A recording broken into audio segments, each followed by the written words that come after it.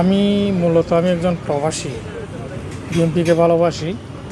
রামু উপজেলা বৃহত্তর একটা উপজেলা। এই উপজেলার সর্বস্তরের নেতৃবৃন্দ এই নির্বাচনে অনেক পরিশ্রম করে বিএনপিকে নানার শীষের বিজয় করেছিল। বিদায় পবিত্র নির্বাচনের পর থেকে আমরা বিশেষ করে রামু উপজেলা বিএনপির সর্বস্তরের নেতৃবৃন্দ এইভাবে বসা হয় নাই।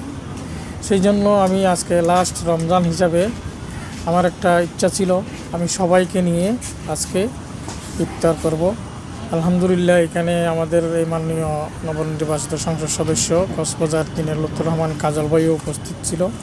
উনি উপস্থিত হয়ে যে আমাদের এই আজকের মিলন মেলাটাকে সফল করেছে, সেই জন্য আমি তার কাছে কৃতজ্ঞ এবং রামু উপজেলার সর্বস্তরের বিএনপির নেতৃবৃন্দের কাছে আমি কৃতজ্ঞতা প্রকাশ করছি।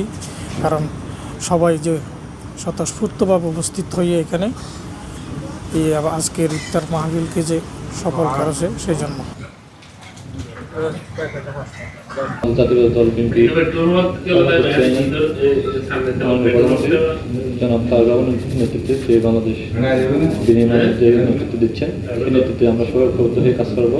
পাশাপাশি আমাদের এই মাঠ পর্যায়ে যারা নেতাকর্মীরা আছি, সবাই আমরা এখান থেকে আমরা সহজ করেছি। আমরা সুন্দরভাবে আমরা বিএনপির নেতৃত্বে আমরা সুন্দরভাবে রামু উপজেলাকে কীভাবে সাজাতে পারি, আমাদের মাননীয় পরিষদ নতুন কাজে বিভিন্ন নির্দেশনা দিয়েছে।